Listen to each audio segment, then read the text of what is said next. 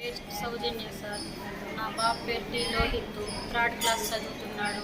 యాదమూరు మండలంలో సిరిడి సాయి స్కూల్లో ప్రైవేట్ స్కూల్లో చదువుతున్నాడు. హాలిడేస్ కారణంగా నాతో కూడా మేకలు కాడికి వస్తాడు. నిన్న మధ్యాహ్నం మేకలు తోలుకొనినాడు 2 గంటలకి. బాబు ఆడుకుంటూ ఉన్నాడు, చుట్టూ తీసేసింది. మేక ఇంటికి పరిగెత్తి వచ్చేసింది. మేకతో పాటు మేము వచ్చేసినాము. ఇంటి దగ్గరికి వచ్చి మేకని కట్టేసి చెప్పులు వేసుకొద్దామని చెప్పి మా బాబు పోయినాడు. మా బాబు నేను ఇద్దరు పోయినాము. చెప్పులో అదేదో బాంబులా చుట్టు పెట్టేసినాడు. దాన్ని ఏందైనా ఇటు పట్టే కొందికి బ్లాస్ట్ అయిపోయింది సార్. చేయదంతా ఏళ్ళంతా కూడా ఇదైపోయింది. అక్కడే కైలో వదిలేసినాం సార్. ఎవరు చెప్పులు? మా బాబు చెప్పులే.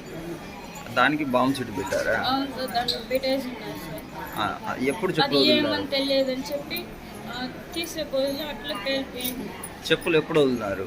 ఒక 3 గంటలకి సార్ ఆడుకునేదానికి వదిలేసి ఆడుకుంటాను. నేనే ఆడించుకుంటా ఉన్నాను. అంటే మీరు అక్కడ ఉన్నారు కయ్యలో? ఉన్నాను సార్ కూడానే.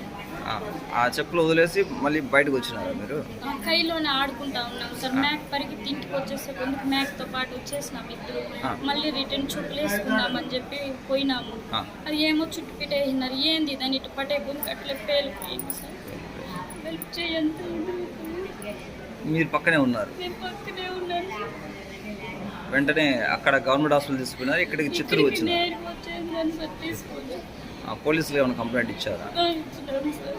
ఓకే, వాళ్ళు ఏమన్నా ఇక్కడికి వచ్చి ఎంక్వైరీ చేశారా?